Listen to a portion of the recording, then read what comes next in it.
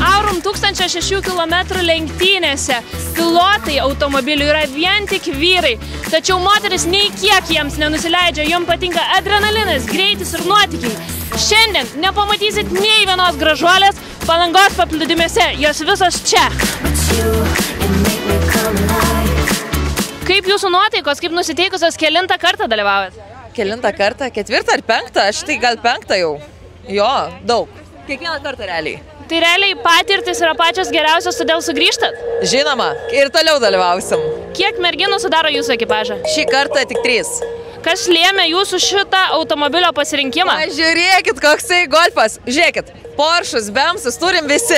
Įperkam visi, o kas turi tokį golfą? Tai dėl to yra... 86 metų, 2004 dalyvavo Kauno rudenyje, dabar čia. Nu čia pasididžiavimas.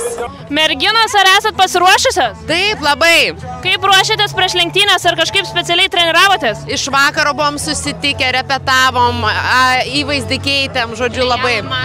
Taip. Kas įkvėpė jūsų įvaizdį?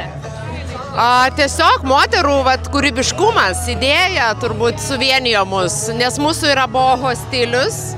Tai, žodžiu, visos pritarėm, visos sutikom, visos ieškojom gan ilgai, kaip čia galėtumėm jį išpildyti, tai va, ir pavyko, manau. Keitėmės, padėjom vieną kitai. Kiek merginų sudaro jūsų ekipažą?